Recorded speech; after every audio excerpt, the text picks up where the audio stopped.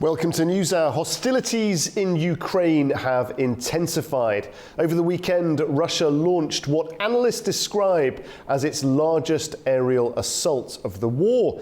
Nearly 300 drones deployed across multiple regions.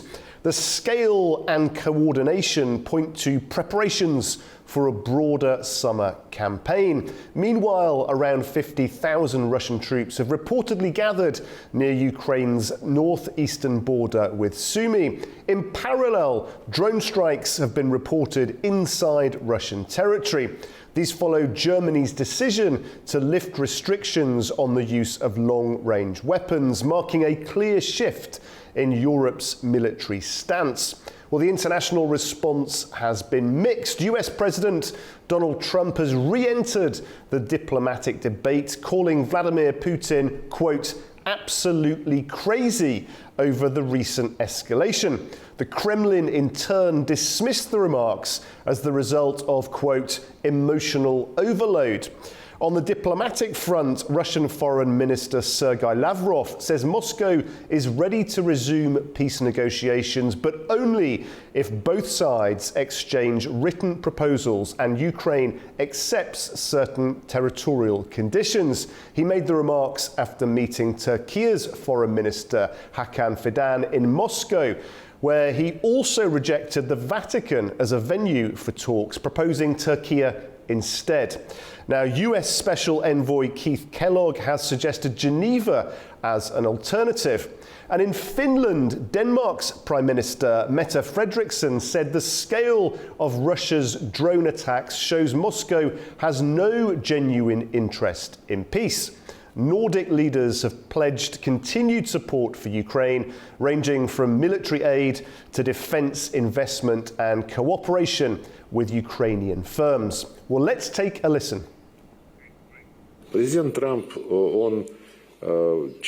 President Trump is a person who wants a result. And when he sees that his efforts to promote the settlement as they agreed with the Russian President Putin, including the meeting in Istanbul, including the accord to exchange memorandums between Russia and Ukraine, which will contain not just baseless demands as a smokescreen for continuation of aggressive anti-Russian policy, but the specific components for solution of the issue aimed at elimination of the root causes. And when Trump sees that a small group of the European representatives starts to sabotage his efforts, pushing Ukraine toward absolutely reckless actions like drone attacks on Moscow and other our cities, and attacks on the helicopter of the Russian president, of course he may reveal certain emotions. Today at our meeting we have reaffirmed our strong support for Ukraine. The horrible attacks over the weekend prove that what we unfortunately already know, Russia is not interested in peace. So during the day, Putin talks about negotiations, then he bombs Ukraine during the night. And that is why we have agreed that we have to support Ukraine even more in every way we can, as long as it takes, with military support, investments going directly into Ukrainian defense industry, engage in partnerships with Ukrainian companies and so on. Now let's head over to our correspondent in Brussels, William Denislow, for the latest.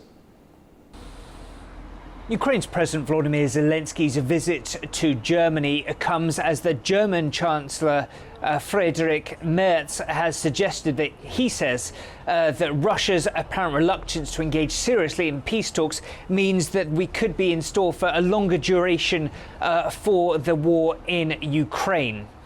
Now, Ukraine's allies in Europe have suggested they will continue to do what they can to drive Russia to the negotiating table. The EU has said that it's already working on an 18th round of sanctions on Moscow.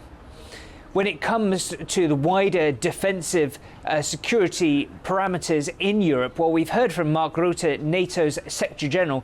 He says that it's seemingly likely that NATO's allies will agree to boost annual defense spending from the current 2% benchmark to 5% when leaders from NATO's various alliance members gather in The Hague in the Netherlands next month.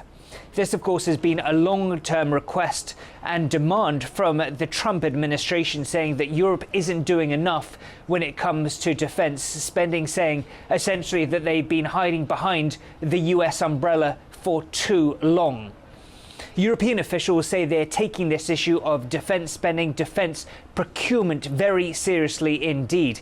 In recent days, the European Council has signed off on the SAFE plan, the Security Action for Europe. This is essentially a mechanism to unlock more loans for procurement of defence industry to boost Europe's defence industrial base. The priorities for that: more missiles, more ammunition procurement, as well as air and defence systems. This is all part of the EU's wider Rearm Europe plan that could unlock upwards of $800 billion when it comes to the defence sector. The message from European Commission President Ursula von der Leyen is crystal clear on the matter. She says that exceptional times require exceptional measures. William Denslow, AnewZ, Brussels.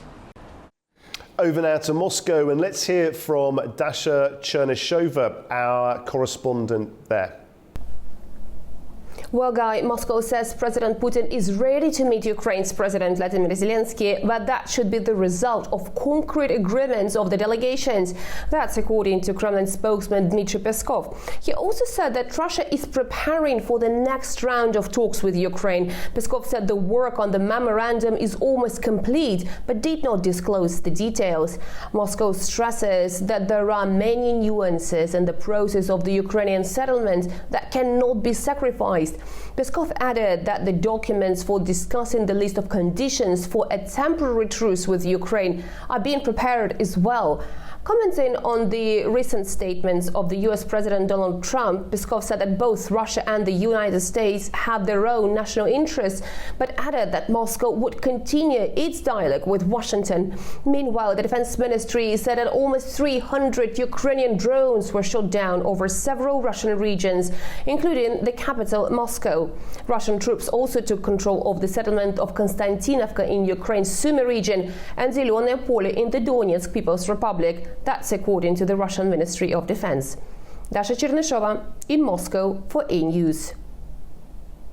Well, to delve deeper into this ongoing conflict, I'm joined by John Kavich, Senior Editor and at Issue Insight in New York. John, thank you very much for joining us. Always good to see you on NewsHour.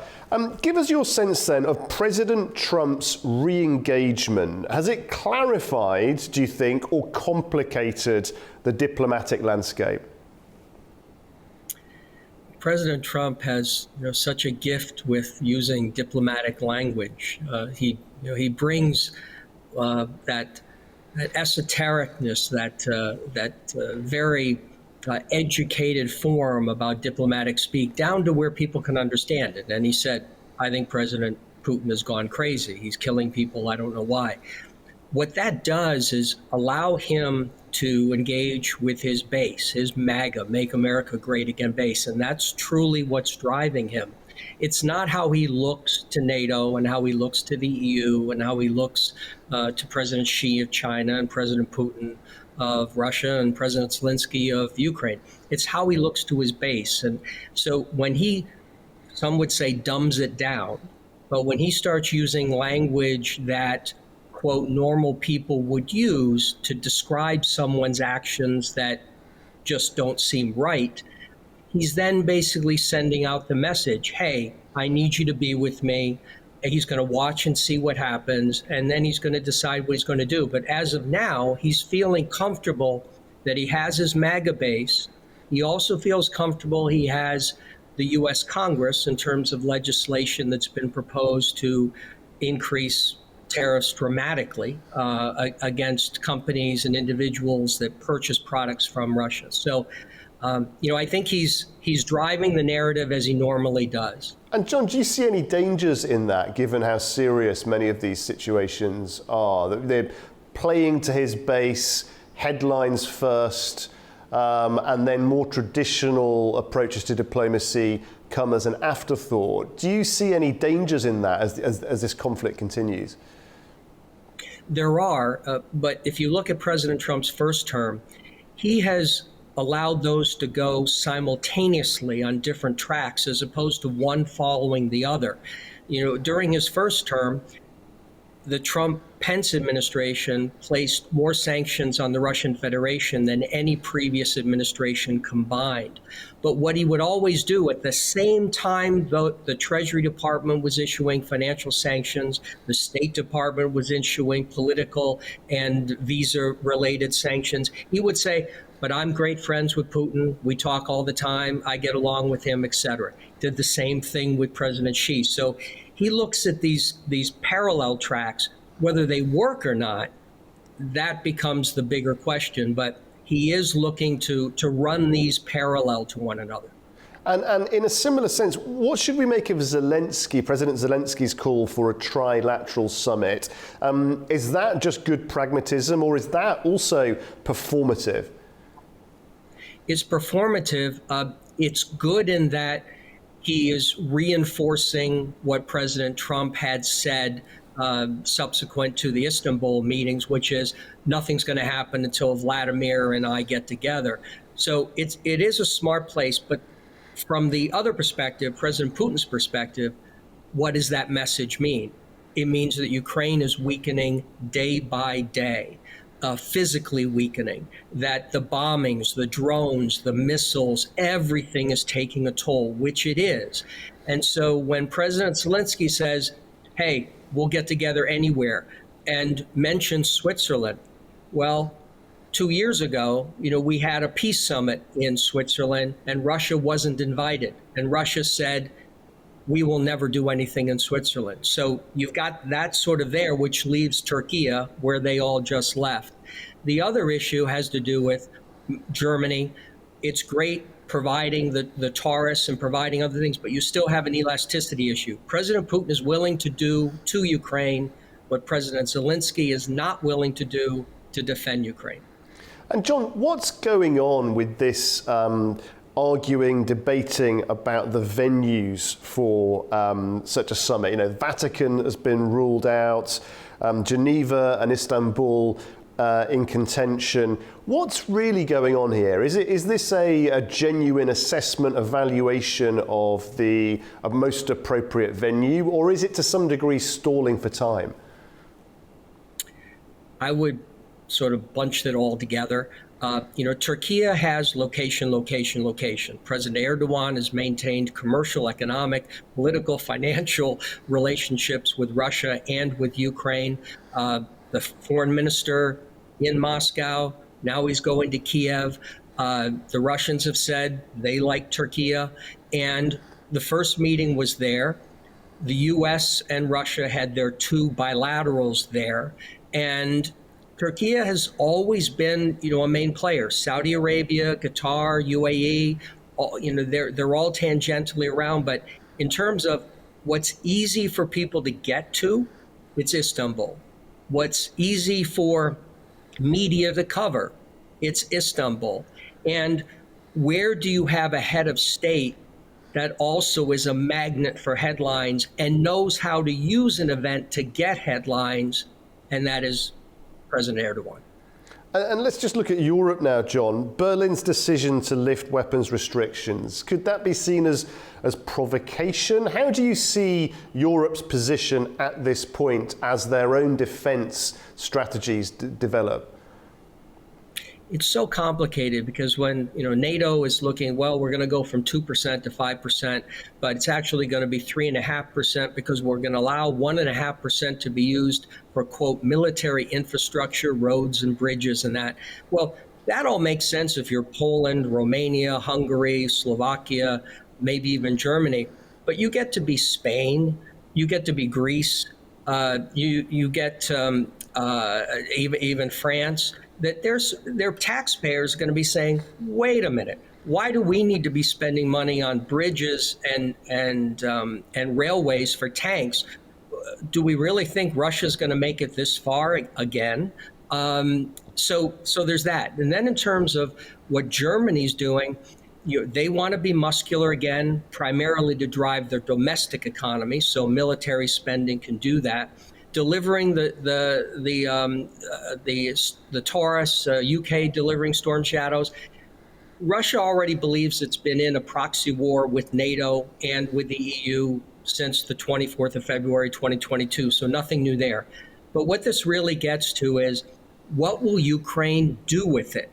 And it goes back to this elasticity theory that President Putin is willing to have his armed forces target or hit and continue to hit schools and hospitals and railway stations and subway stations and apartment buildings and places of worship and kill civilians. President Zelensky doesn't have that latitude because his own people won't let him behave that way.